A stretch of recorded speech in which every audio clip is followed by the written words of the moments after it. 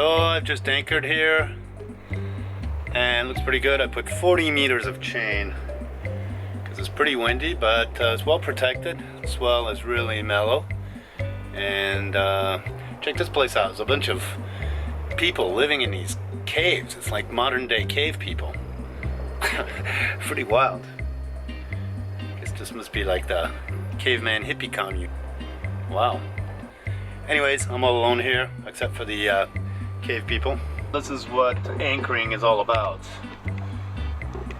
I have the most awesome view here of the sunset, and I got some time alone to do some editing.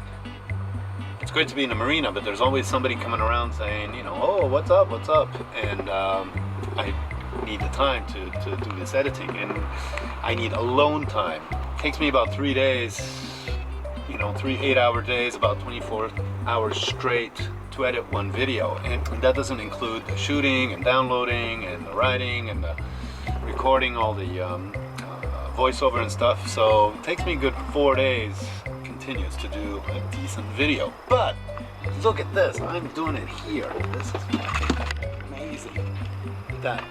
This is what anchoring is all about. When you get to hang out in a spot like this. Man, is this unbelievable or what? Wow.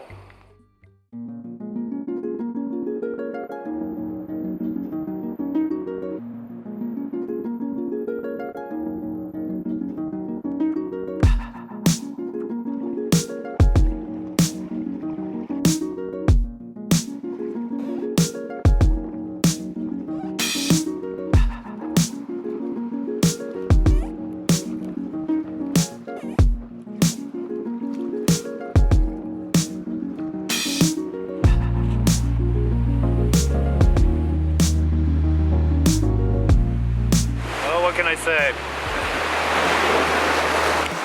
I'm not gonna describe this place to you guys. This place needs no description.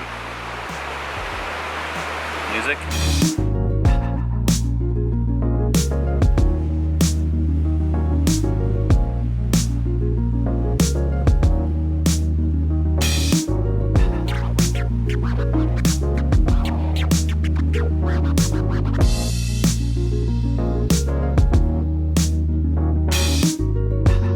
Where was I exactly? Well, somewhere on the island of La Gomera, as were my Swiss friends Danielle and Nicole on their trimaran.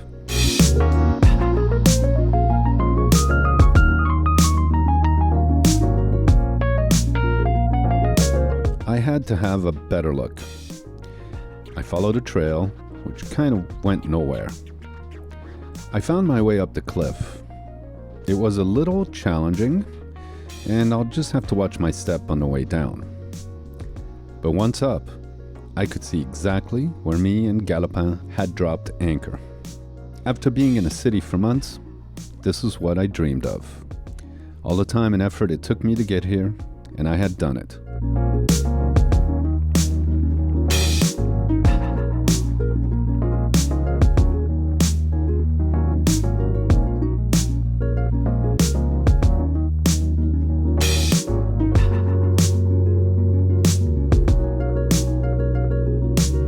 I can say that's pretty impressive. What a view, what a spot to put Galopin, huh? But I'm gonna head down this cliff now and get back to Galopin. The wind has switched and just want to make sure everything's okay.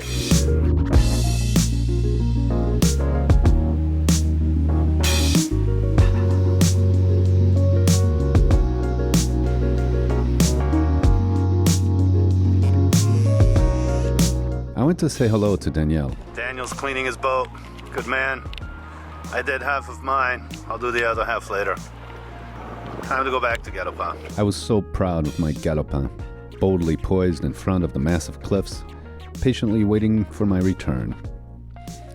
It wasn't the calmest of anchorages, but the island offers some of the best protection from the Atlantic winds and swell. Several months ago, it took much time and effort to get the bowsprit set up to accommodate my big-ass mantis anchor, and the system was functioning as I had hoped.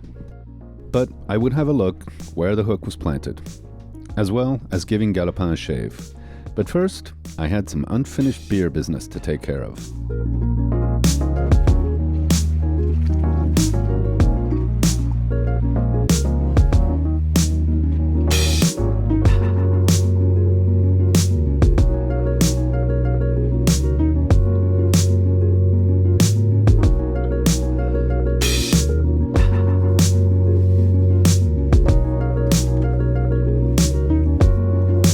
The water is still chilly, but once in, it's alright. The anti-fouling I applied a year ago was holding out, and I just brushed the tiller and waterline. I also cleaned out the engine water intake as best as I could.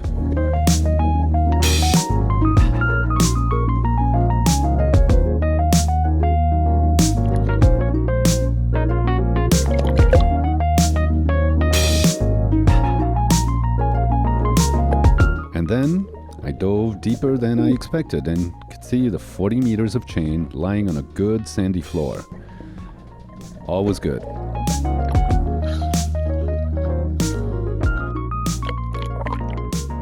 I could go and visit my new friend, one of the cavemen of La Gomera.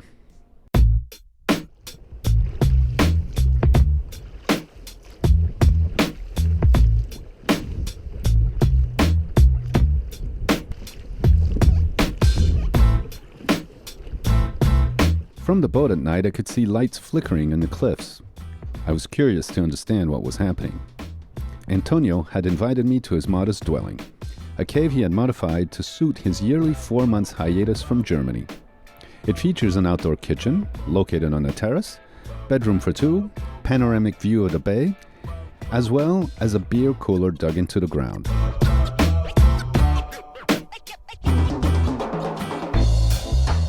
Antonio is Portuguese from Angolan origins. He's been coming here for about 12 years, more or less in the very same cave. He speaks 4 languages, works in renovation back in Germany, and is a self-proclaimed bushman. He blends in so well to this environment, it's hard to imagine him working construction in Germany. I had many questions for Antonio, but that would have to wait after the ballet the Swallows performed for us.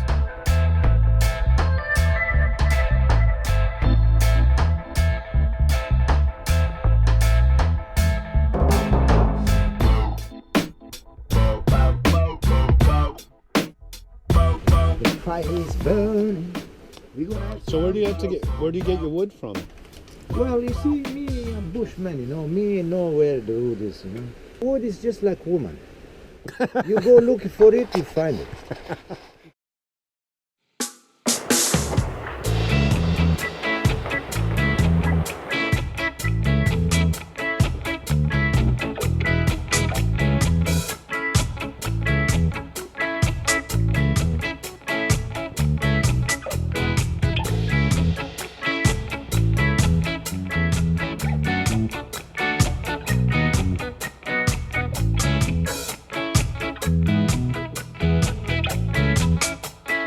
Just behind me in Galopin are a few other caves who were also inhabited.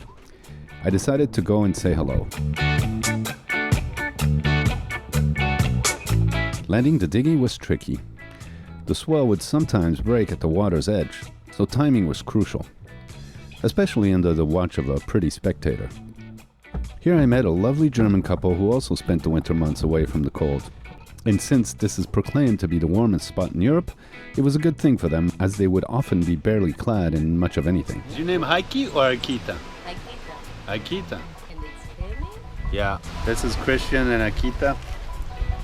And she makes these great little tobacco pouches and medicine bags like this. It's like my eye. And they're here in this cave that my neighbors. They are both nurses, and Christian performs a treatment to stimulate the nervous system. I accepted a session, and I did feel an effect. So I went on another trek.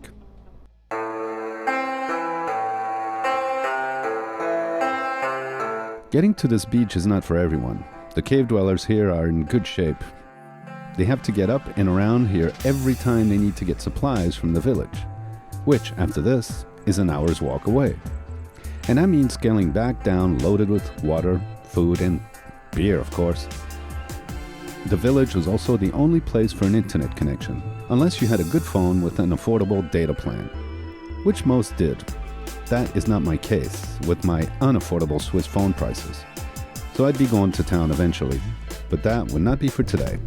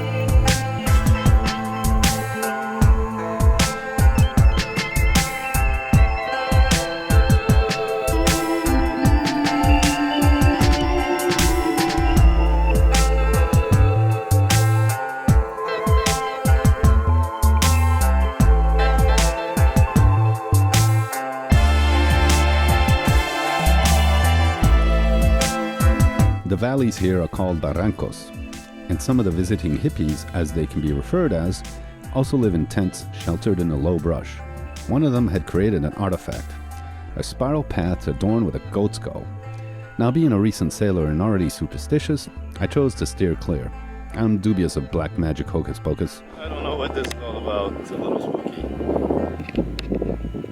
in the hippie hangout here, walking around at sunset, and I stumbled on this circle thing, man. That wouldn't scare me from this place, but something else would rattle my nerves.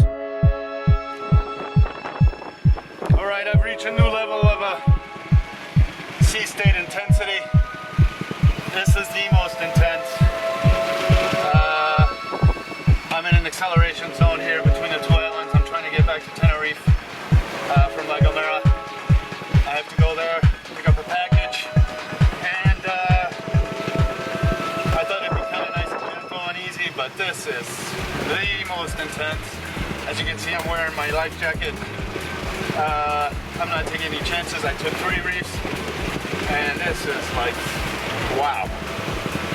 Already one wave just came crashing over the entire boat.